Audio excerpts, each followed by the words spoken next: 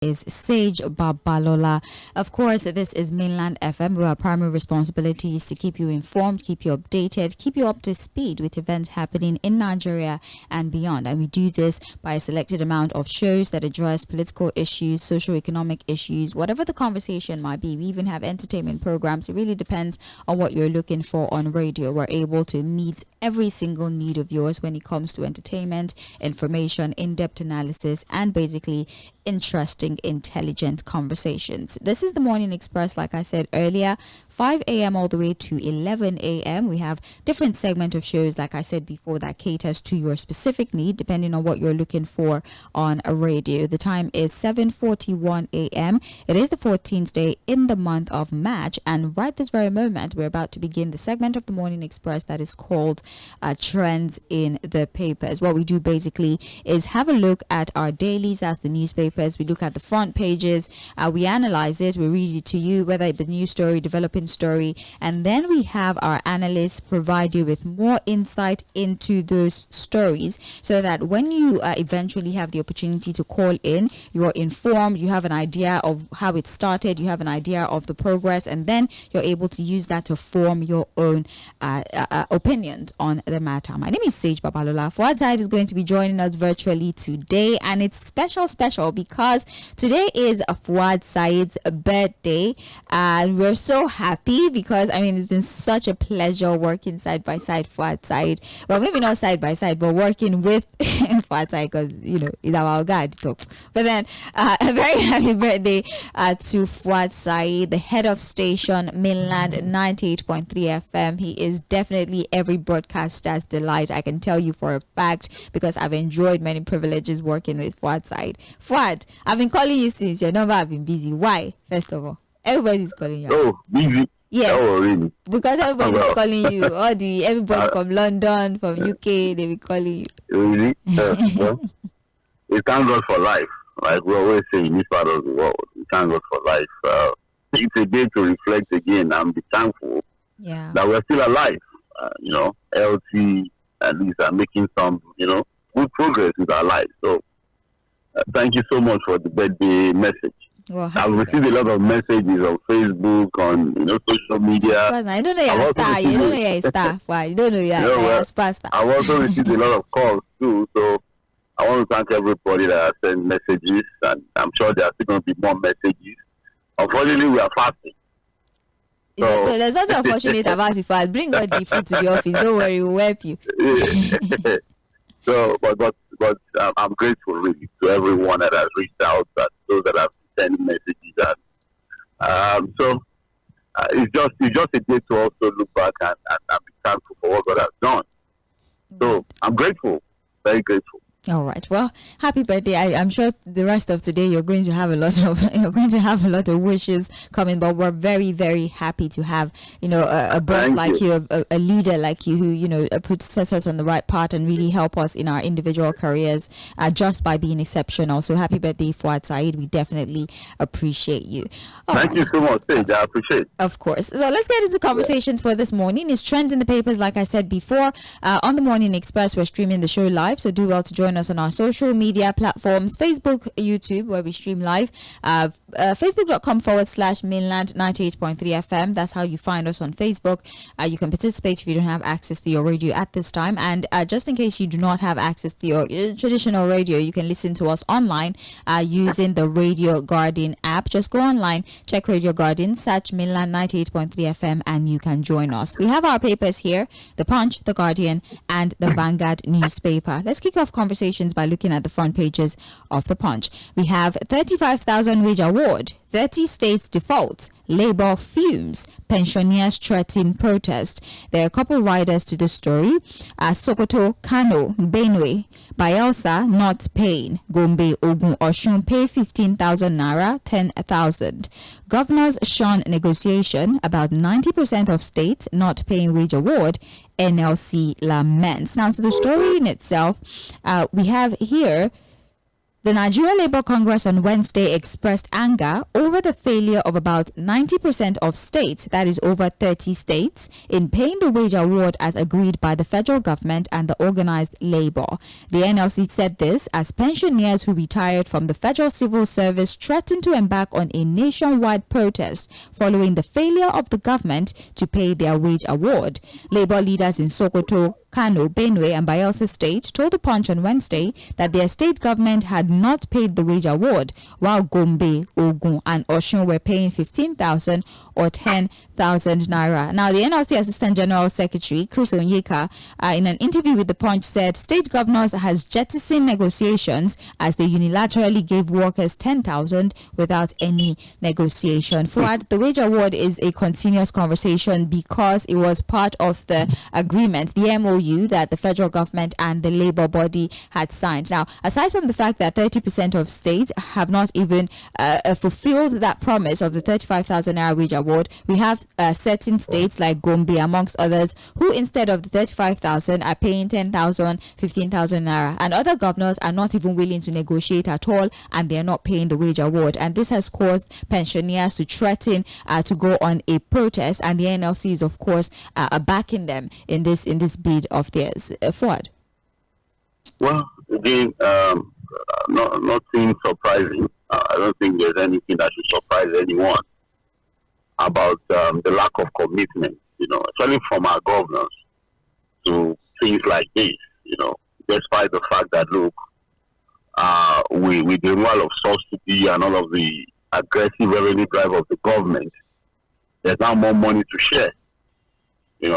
Huge FAC allocations coming in now. Governors are used to collect, less than 200 billion before, maybe just a little over 100 billion as FAC allocation, are getting like times 3 or even times 4 of what they used to get during the Buhari era. So despite more allocations coming in, more money is coming in for them, people have continued to complain that, look, nothing has shown. They're just as quiet as if nothing has happened,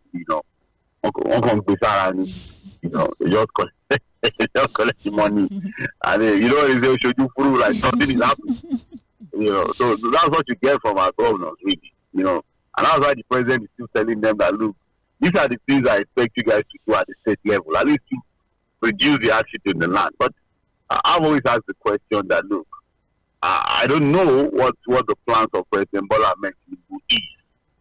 With his aggressive revenue drive, with his intention to make a lot of money for government and all of that, hoping that, look, he's going to, put the money in the hands of political class, the politicians, with the hopes that they are not going to use the money to really impact the lives of the people. And I keep saying that, look, when such ideas come up, just pitch the idea with a level of corruption, what you call the corruption index in the country. So I'm not surprised that, look, 90% of the governors have not been able to pay the 35,000 wage award to workers. Even the federal government has been able to pay, thank God the payment. It was until recently that they paid 3 months altogether, but at least they are paid. Yeah. I think we also got a report that Lagos is paying and some other states, but a lot of the states are not paying. I'm even surprised that Ogun State, with huge revenue, when it comes to IGR and all of that, it's not even paying 35,000. They pay 15,000. Some governors are paying 10,000. So it is what it is. I'm not surprised. This is what we have always expected, back and forth, but they are still not able to do it. Palliative, they are not able to do properly. Wage award, they are not able to do. Some of them are not even paying pensioners. Some of them are still not paying salaries as and when due. Infrastructure in this state are still extremely poor. School, they can't fix. Healthcare is still zero. But more money coming, added to that, the hijack local government fund, IGL, there's nothing to show for it. So you ask yourself, what are they doing there? What exactly is their job as governors and what have you? So, but I'm not surprised if any Nigerian is surprised at this kind of report. Again, our level of corruption is the reason why we have all of this, mess. Fouad, let's talk about the NLC. The fact that the NLC are now talking tough again, pensioners are threatening to protest, and now NLC is talking tough about, we're going to support them, etc., etc. But then the fact that, they had shelved the protest that was supposed to happen, I think that was last month. They had one day, and then they said it recorded tremendous success. There was no need for them to proceed with the protest. They're negotiating with the federal government, and now we're seeing pensioners threatening to protest again, and the Labour is an active part of that particular process. This, I don't want to call it dilly-dallying, so that, I'm not taking out of context, but then this back and forth with the Labour, where time and again history have told you that promises always mostly go unfulfilled, but then you decide to sheath your sword. Another thing happens, you threaten to protest again, and then the cycle just continues. Don't you think that people are maybe slowly losing faith in the Labour Union, and it's time for them to start to re-strategize? No, it's difficult not to lose faith in organized labor, the leadership of organized labor at this time. Very, very difficult not to lose faith in them.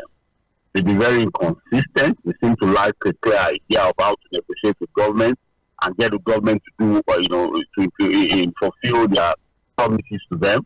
They are so disorganized. They are not united. They are not even speaking with one voice. They say one thing today, and they are doing another thing tomorrow. So this is probably the worst we have ever had when it comes to the leadership of organized labor. I'm telling you, the last one was so inactive, but it's not as worse as this. Because again, the challenge that this modern day leadership of organized labor face is different from the Buhari government.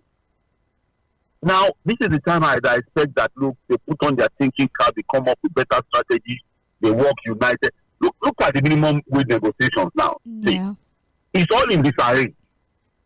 We don't even, there are no figures to work with. Yeah, different labor in different states are given different amounts. There's no synergy. Whereas the leadership of NLC still say that they don't have any figure yet, any particular amount. They are still consulting.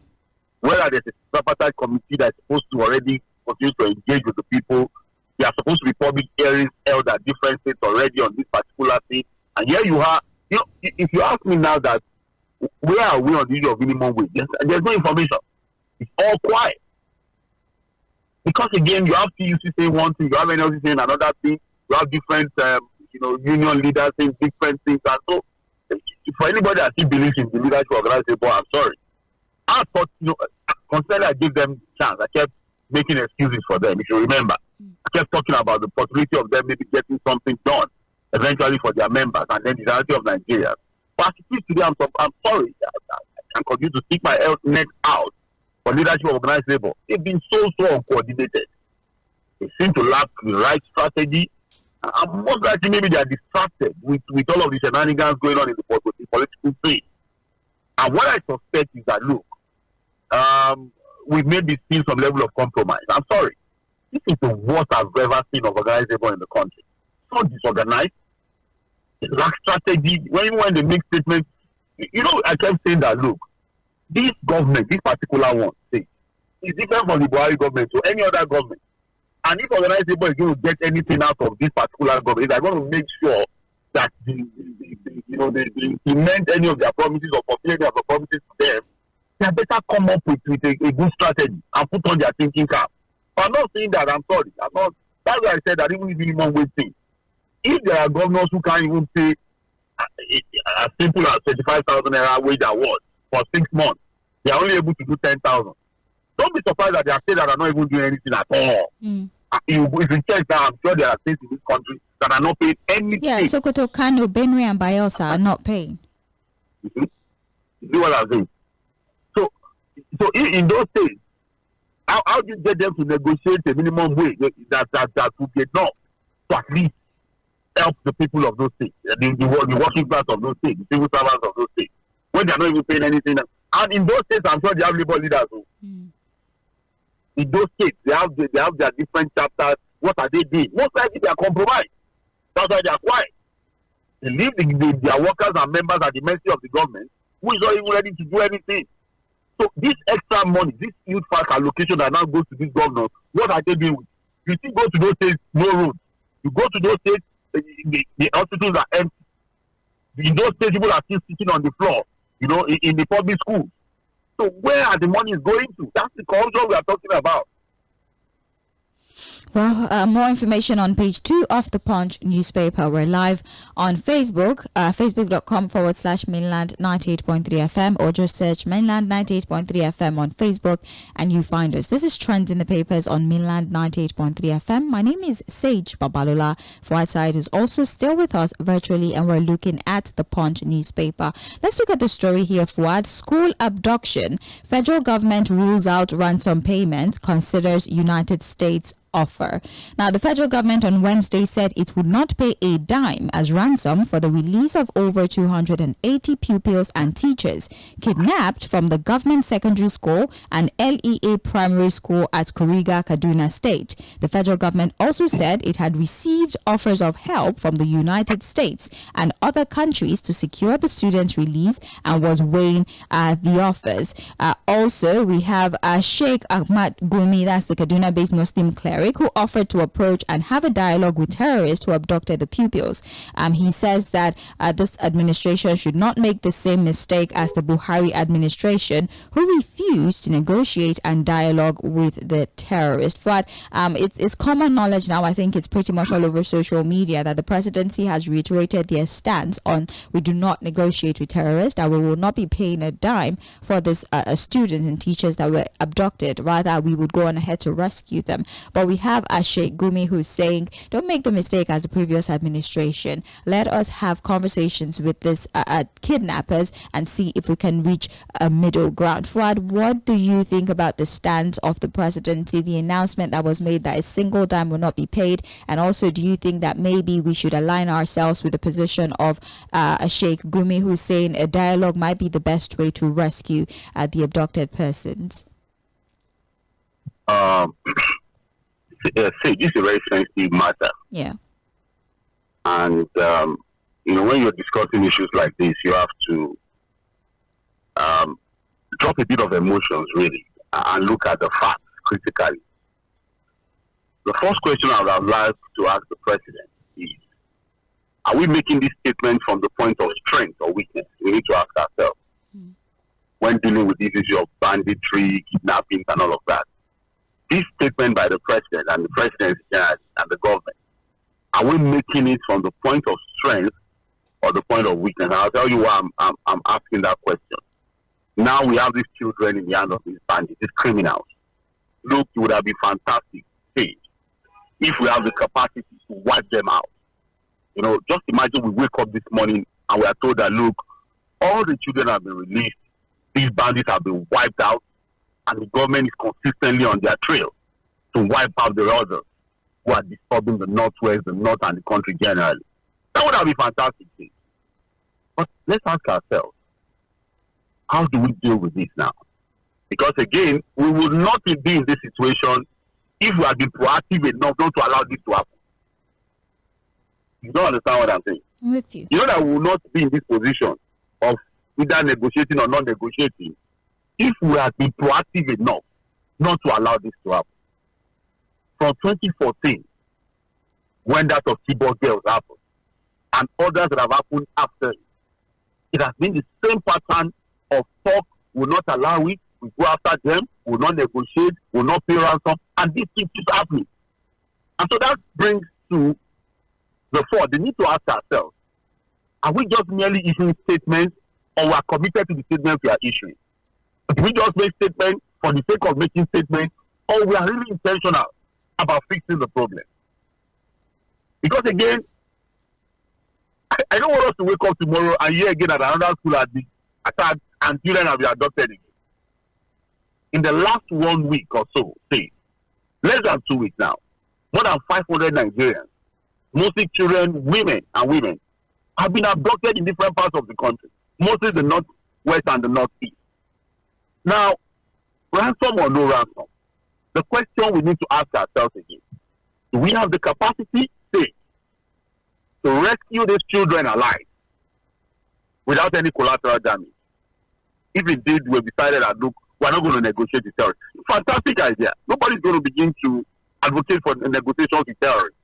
But the question is this, how do we get these children out now? Now that we're not proactive enough not to have allowed this to happen. I remember the words of, I can't remember his name now, but it was reported in the papers. a former director of the DSS has said that, look, I was also against ransom payment until I was kidnapped. I was abducted. I was just one of them. Said, no, don't pay. Then this statement by the president says, where does it leave the parents of these children? Up till now, say, remember that Chibok and the other one that happened, I'm trying to remember the other school, during the Buhari government. You know that up to now we have still not been able to rescue all the girls. How many years down the line? You don't understand what I'm saying? With you. So we need to be truthful to ourselves. It's not about living in denial or getting unnecessarily sentimental or emotional about these things. Look, when it comes to issues like this, the best thing is to put every card on the table and do a SWOT analysis of the problem. When it comes to your ability to solve the problem, ask yourself, what is your strength? What is your level of weakness? What are the opportunities and the threats to these things? And then ask yourself, can you really get committed to solving the problem? Because it's not just about mere words now. Just flip it. Flip that statement, say. And see what I'm saying, that look, where does this statement matter? Yes, we agree, we're not going to negotiate, I'm not going to pay a dime, blah, blah. Fine, fantastic. That should be the normal thing. But here we are talking about critical thinking now in solving a problem that could have been avoided if we were committed enough, if we were intentional enough, and proactive enough. Now we are reacting. Hey, when it comes to issues like this, we keep saying it. You have to be ahead of the criminals. The criminals are always ahead of us. That's the problem.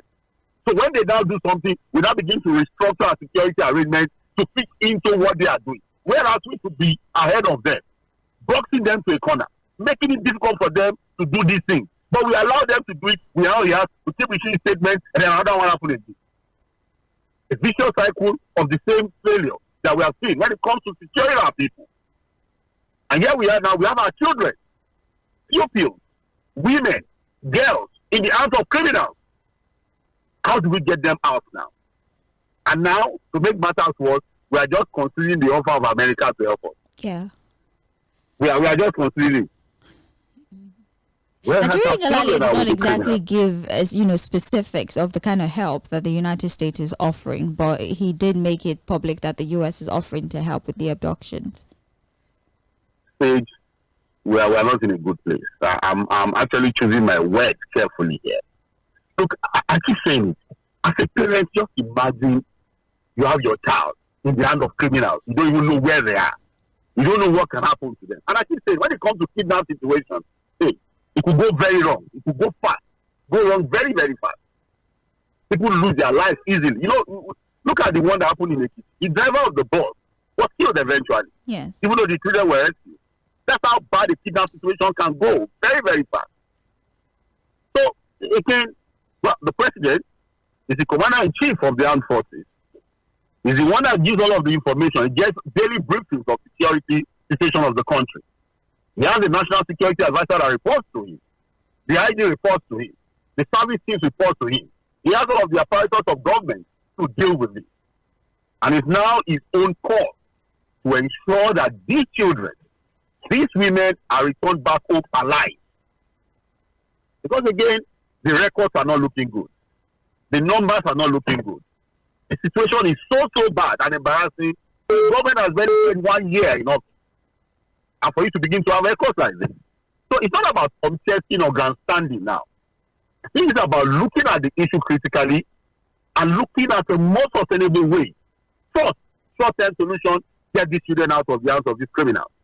And then look for a more sustainable way of solving the problem. Because, consistently during the Buhari era, it was the same stand. Oh, we will not do this. It got worse.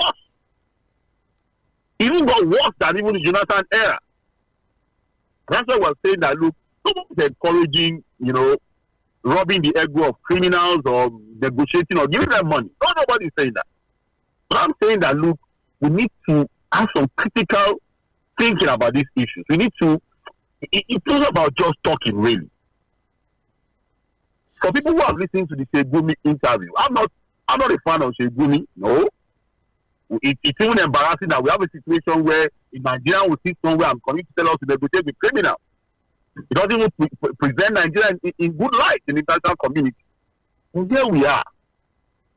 We need to decide how we now want to handle this particular issue. In the midst of all of that, we have serious corruption concerns, even within our security operatives. We need to ask ourselves where we have the manpower. And even if we have the manpower, are they well motivated to do the job? Do we have the technological know-how? What about intelligence gathering? Modern warfare of dealing with things like this, do we have the knowledge? Do we have the finance, the capacity? Let us tell ourselves the own truth when it comes to issues like this.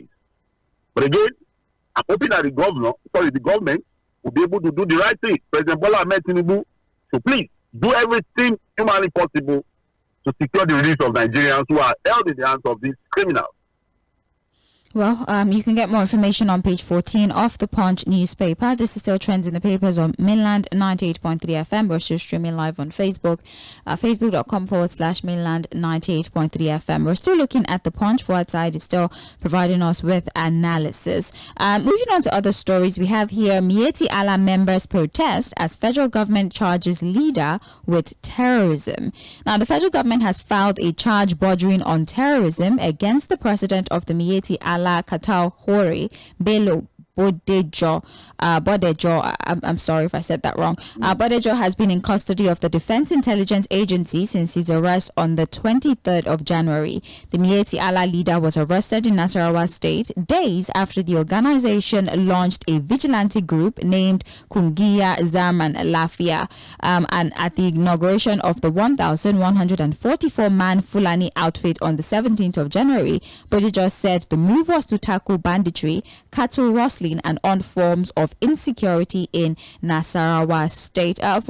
With many conversations around creating regional security, there's still the state policing conversation coming up. A lot of communities and state have had to resort to creating their own security outfit. But as you know, you cannot form a security outfit without the consent, of the center. And so this leader of Miyetti Allah decided to form an over 1,000 man group, security group, to help curtail banditry and terrorism, but he was arrested and now he has been charged. He has been charged with terrorism, and members of Miyetti Allah have decided to protest at this charge, saying that as you have failed to protect us, we decided to find an alternative, and you're tagging this terrorism and you're charging our leader with terrorism, and so they will not stand for it. What do you think about the situation in itself? The government should charge him to court if they find him culpable and they have evidence of acts of terrorism against him. That's just, nobody should be above the law, really. And when it comes to forming security outfits or militia outfits and what have you, it has to have the backing of the government. You can't just put people together, over 1,000 persons, in the name of protecting yourself against banditry, and then the government of the state. I'm sure the national state government is one. Where is it coming from? Because again, that's what he's saying. What of if there are other intentions to it? If you understand what I'm saying. And not in a volatile region where you continue to have other farmer classes consistently. You understand what I'm saying? Yeah. So again, we need to ask ourselves, when you put them together, what kind of weapons were they carrying? What was their intention? What was their strategy? What were they planning to do? So, but again, we would have gotten more clarity to this. If we are seeing this guy appear, let him be charged to court. Let's understand the charges against him. And then see the government prosecute him diligently, so that we can have some form of closure to it. For the Miyetti Allah members that are protesting, it's within their right to protest, so long they remain peaceful with their protest. Right. But nobody should be above the law. If you are caught flouting the law, you should be dealt with. The law arm of the law should catch up with you. So if they found that he has broken the law in any way, he should be charged to court and prosecuted. Well, that's on page 7 of the Punch newspaper. Moving forward, federal government restores electricity to Niger, lifts sanction, reopens border. As it stands, the federal government on Wednesday have restored the supply of electricity to the Republic of Niger, following the directive of President Bola Tinubu that Nigeria's land and air borders with the neighboring country be reopened. On the 3rd of August, the Punch reported that the power supply from Nigeria to the Republic of Niger was stopped as part of sanctions against the neighboring country by the Economic Community of West African States. But impeccable sources in the Nigeria power sector last year did confirm the cutting of electricity to Niger, and it was reported by the AFP. But as it stands right now, Fuad, financial and economic sanctions that were originally placed on Niger Republic following the coup, they have been lifted, although they are saying that some of the political sanctions and other targeted sanctions are still in place, and they're doing this with considerations for the Lent and also the Ramadan fasting that is going on right now. It might cause disruptions of aid to certain areas, and because of that, economic and financial restrictions are lifted, but political sanctions are still very well in place. You think we made the right decision in lifting these sanctions, especially with the considerations that have been highlighted, the Ramadan and the Lent? So for people who should know and who are on ground there, and a lot of leaders in that region, they said that look, the decision to have shut our borders, impose economic sanction and all of that was not going to materialize into anything. We're not going to achieve anything from it, and that's what we're seeing. When the issue of the coup in Niger happened, people had actually advised the president to tread cautious, to be a bit more careful in just trying to impose sanctions, shut our borders, because again, we are talking about a country that shares borders with our 7 states in the northern part of the country. There are a lot of people who have businesses, businesses across borders and all of that. Some of them who have relatives. Even our former president did not deny, President Buhari, that he has first cousins and some of them who are from the Niger Republic. So that's the kind of relationship you have in those parts of the country. And to have closed the borders like that, it had led to destruction in business activities. And with people suffering, ordinary people suffering from those decisions, the military junta is still in power. It's not been able to remove them. The only other option would have been for you to have a military incursion, to say, force them out of power. But because that was not going to happen, I thought that so would have been more discreet in handling that particular one. And now, after how many months now, the borders have been opened, all economic sanctions lifted. The thing that could have forced the military junta out of power, if it was effective, would have still been the same economic sanctions. Political sanctions out. The only thing you do is that you say you don't recognize them. That's the only political sanction you can put against them. You understand what I'm saying? Yes. But when the issue of economic sanctions, even in the US, when they want to force government to listen to them, they impose serious economic sanctions against them.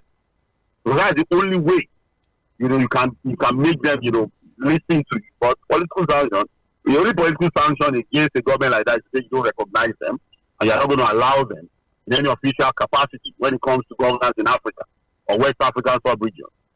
I think that, look, whether it is in Mali, Niger, Burkina Faso, and all our countries where we've seen military incursion into power, the only way to get these guys out will be to negotiate with them.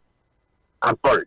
And when you say negotiations, negotiate, get them to sign up on a transition program, even though most of them will not even eventually honor those agreements. I know what I'm saying.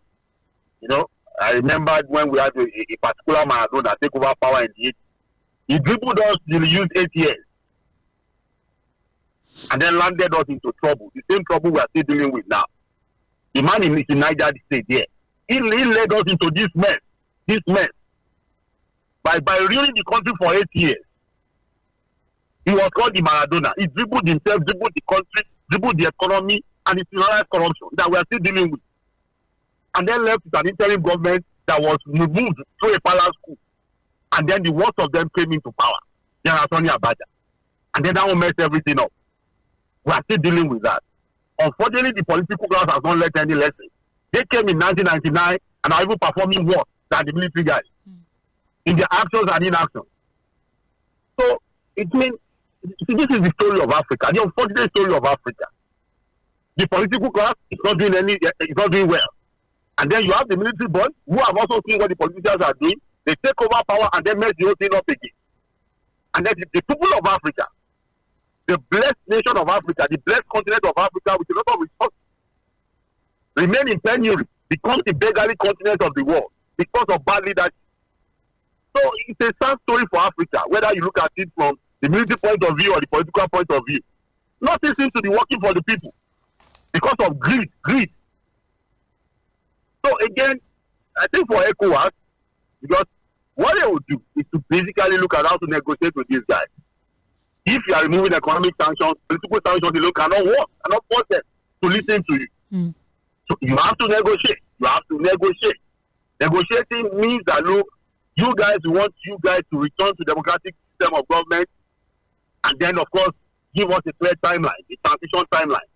But I am sure that most of these guys, now that they've settled in, now that they discovered that the economic sanctions have not worked and will not work, they rather consolidate themselves more in power than even listen to any negotiations again. We are in a bad place with West Africa. Look at generally.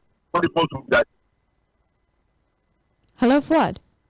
Yeah, I'm with you. Okay, yeah, we couldn't hear your last statement, but that's okay. No, I'm just saying that, look, when it comes to leadership in Africa, it's unfortunate, really. You look to the right, there's nothing, nothing impressive. On the left, there's nothing impressive. And I keep saying that, look, for people who think the military option is the best option, we are only deceiving ourselves. From record, we have seen that these guys are far worse. Unfortunately, their politicians are not, like we said to you, but politicians are going for a lot of now look at what they are doing now. Look at the shenanigans we saw on Tuesday at the Senate chambers. As much as we continue to condemn any attempt for anybody to be become for military government, but our politicians they are not allowing us to be able to respect democracy the way we should defend it. Look at the nonsense that happened at the Senate chambers. The embarrassing revelations. Look at the way they were carrying themselves. It's unfortunate.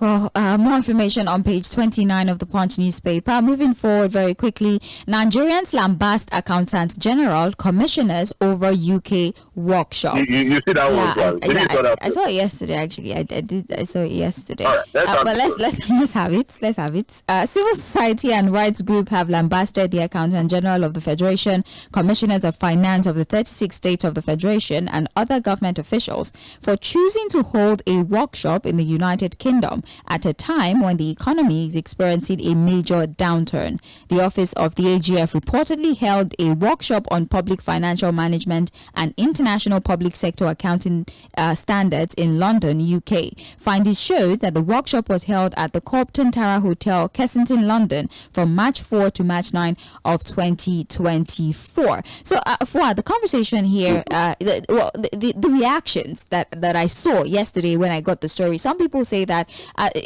when we're trying so hard to get foreign direct investment, we're trying to collaborate with international organizations, maybe it's not so bad that they decided to host this workshop on accounting and your financial should I say we're strategizing our financial system. Maybe it's not so bad that we're working with international communities, and then the other argument is that we're wasting forex.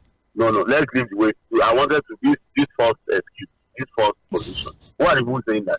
On social media. So, okay, social media. Yeah, the reactions basically that the channels through which I saw the story. Some arguments are that it's just for collaboration purposes. That's why. So the accountant wait now. The stories that the accountant general held a workshop. Yeah. On financial blah blah blah. In London. For state commissioners of finance, and they took it to London. A workshop in London. Yeah. Look. If I keep saying that if it was Saudi Arabia that we're having this story, I will not bother. Because that's the country that they play with money. Yeah. No, they've been throwing money around. They have money. I call them the ⴜğᴜᴜ country. They keep look at the boxing that just paying sports athletes because they are in a good position to do that. But this is not the time when the government is telling the people tighten your belt. There's no money. You understand with us, be patient. You understand. And then you have the office of the accountant general. If you ask them, they will say it's in the budget. This is the money that was budgeted for. All manner of ridiculous budgeting and appropriations we have been talking about. And then now you want to have a workshop for commissioners of finance. So they can't have it in Lagos. Fuad, hold on. Please, just give me a second. Just give me a second. The workshop, the title is Workshop on Public Financial Management and International Public Sector Accounting. So what's the big deal with that? So we're saying maybe the international part of it. So they can't invite the facilitators to Nigeria. Okay, that's come and talk to them. Or they can't even have it virtually. What has happened to technology? You don't understand what I'm saying? I'm with you. I just wanted to give the commissioners in their different states and tell them to join via Zoom on the other virtual platform. That can be done. Is that what we're saying? You know what it means to fly all the commissioners to the UK? The extra code, the allowances, the hotel, the flight at this time. And therefore, who are saying for it, that what point that investment will come from that? That you went to do a workshop. Some of them will not even concentrate on the workshop then. For those that even eventually go. What's the big deal about workshop? The most that you can do is to fly the facilitators out to Nigeria. Even see, that's why the government will tell the people one thing and they are doing something else, something completely at variance with what they are preaching. You are telling people to try to. How does this now show that the government is committed to prudent and use a diligent management of resources of the people? It's the so-called scarce resources of the people. When the Accountant General's office decided to do a work in London, so they can't do it in Ogun State, they can't even do it in Abuja. Well, which road will they pass to that place? Which road? They can't. They'll fly. They can't fly. Okay. They have to fly to London to do workshop on what them international breakfast. They will now put one. At the end of the day, you even look at the material and there's nothing there. What's the big deal? And even what's the job of the Commissioner of Finance? At the end of the day, they can't pay salaries. They can't even generate enough revenue. It's still all corruption that you see at the end of the day. And then you fly. So we need to tell ourselves the truth. We are not committed to anything. We just say people should fight in their belt. Out of this now, for people who are seeing this now, what does it say about the commitment of government to judicious use of our scarce resources? Even if these resources is scarce. So they can't fly the facilitators to Nigeria. They can't have it in Nigeria. They can't be virtually. They got to help us. Amen. Page 21 of the Punch newspaper. Let's look finally here. Reps summon Dangote, BUA, others over cement price hike. The House of Representatives have resolved to invite cement manufacturers, including Dangote Cement and Boa Cement, to appear before them for deliberation on ways out of hardship arising from the high cost of the product. Let's just summarize for they're saying that all of the materials that you use in production are sourced locally and are not directly affected by the forex crisis. So they see absolutely no reasonable justification for why the prices of cement should skyrocket, at that particular rate. But they're calling them and they're having conversations, they're debating amongst other things. But I guess we'll have to wait and see. Let me tell you that why that someone is a complete waste of time. A complete waste of time. And not, this is not the first meeting they're having with this manufacturer. They said they'll do 5,000 to 7,000. There've been promises and nothing has happened. Yeah. Until the government works to break the semi-monopoly in that system, nothing will change. All of this story of okay, so when they come out, they will give up and everything and make.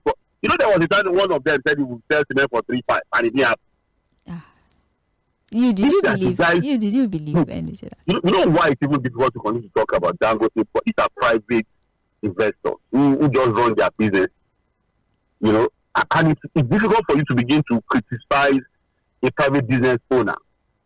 What you're supposed to do is to get the government to break their rank and file, to ensure that the right thing is done and that Nigerians are not exploited. So they're going to come now that the issue of logistics, you are going to say that, you get all the materials here, but they'll tell you logistics, cost of production, overhead. They'll tell you all of those things to justify the closeness you are getting in the cement sector. But I'm saying that, look, until the government, can we not even open up our borders for importation of cement? Must we continue to politicize the producers when they're going to kill Nigerians? So you will see that it's just another round of live motion without movement, activity without results. They will come now with their representatives and give us all manner of grammar and justification for the ridiculous situation we have in the cement sector. And then we'll go back to normal. Or maybe they will beg them. Maybe the reps members will kneel down for say, go drop the price of cement. The way our government have been begging them. Yeah, private business owners, and I really don't want to begin to talk about because I'm not. We don't see their bottom line. Say, we don't even understand their operations. What we're just saying is that look, it's a bit ridiculous to see how the price of cement keeps jumping. But again, it is left for the government to now look at how to break that and ensure that Nigerians are not exploited this way. Well, like I said, we're going to have to wait for the end of the conversations and see what they. We never can tell. For this one, might yield a positive result. Of course, yes. I agree completely. Okay. I agree now. Page 22 of the Punch newspaper. Or they will arrest them when they come. They can't arrest them. They haven't broken any laws. So what are we going to be telling them? They just negotiate like, please, help us. So, we will help you in the past. We'll make them now. We'll help you in the past. We help your business. We invested in your business. Please help us. Okay. Probably. All right. I agree.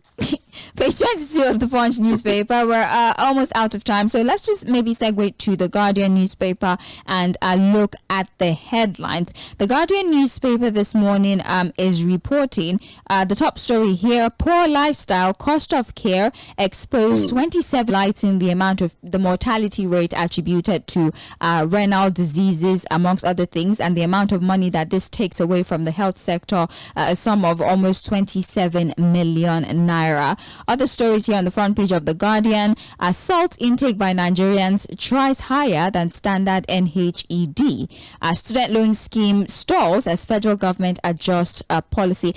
Forward here, I think the executive secretary of the TET Fund, I think ᴛᴏʀɪᴅ, he did say that contrary to the earlier information that he had been suspended indefinitely, that no, they're going to release a new launch date. It's not an indefinite suspension. They just need to make certain adjustments. How many days have they released?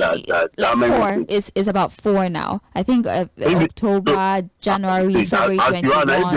If they give another date now, will you believe it? Yes, I'm going to keep faith alive. I like it. You know, I like it. I'm going to keep hope alive. I believe. You decide to put your hope in the hand of politicians. I like it. But they would result in 2 weeks. They should be able to come up with a new launch date. That's what they say. That hopefully, we are working with another 2 weeks or maybe. Hopefully, not like it will start. They will be able to come up with a new launch date. Hopefully, in 2 weeks, they will give us another date. So we work with hopefully. The suspension shall know indefinitely. That's what ᴛᴏʀɪᴅ said. Moving on, we're not paying a dime. We're not PDP Bauchi back Ningi over budget padding. I saw that the PDP Bauchi is saying that the suspension of Senator Ningi is just an attempt to cover up, more secrets that can be exposed and other things. And Peter Obi himself is saying, rather than focus on the suspension, why not allow us to fully investigate? Peter Obi is also saying that even if the 3.7 is false, how about the addition of 1.2 trillion by the Senate to the initial budget, that we should also investigate that and not allow ourselves to be distracted by the suspension. And that's on page 6 of the Guardian newspaper. On the issue of that, on the issue of whether the budget is padded or not. Yeah. Well, Mr. Peter Obi has said what he wants to say. The people of Bauchi State and the PDP particularly in Bauchi State and their governor have said that, look, we still stand behind Senator Abdul Ningi. And that look, what had happened was an attempt to shut him down. But budget that has also reviewed the budget. And what they are saying is that look, those figures are captured in the budget, but they are not specific. They're not tied to any project. They're not tied to anything. Yeah, no. It's just open. It's open, and you understand when you put figures in an appropriation act and they are not tied to anything. Where is miscellaneous? You know what it's tied to? Miscellaneous. Is that what? Miscellaneous. Which is miscellaneous? It's tied to corruption. Those are the things that the boys who you are killing. They know how to bet. Why, please, let's go. I've told you that budget, if you want to have serious migrate, just go and be reading what is in that budget. Page by page. Fine, let's go. Let's go and do advance. There's no hope to be renewed with that budget. Well, not even one hope in that budget. Well, let's just wait and see. Finally, we have concerns as continuous drop in oil production threaten 2024 budget. They've said it before that there will be dislocations in the budget with the forex crisis, the price of crude, etc. Oil production, about 400 million barrels per day. I think that's how much we're defaulting per day. We're not able to meet up. And I think the projection is that we should be able to do 1.7-1.8 million barrels per day. According to OPEC. That's all OPEC. That's even what we pegged our budget again. That's our expectation to be able to. So at the end of the day, now the budget. We have to borrow more. I think there's even a report now that we're looking at the euro bond. Yes. To borrow euro bond. Well, Fred, we actually have to go. The commercials lined up. After the commercials, we'll come back for Mainland Focus at 8:40 a.m. This is Mainland 98.3 FM, the sound of Lagos. We'll be back at 8:40 for Mainland Focus. Don't go anywhere.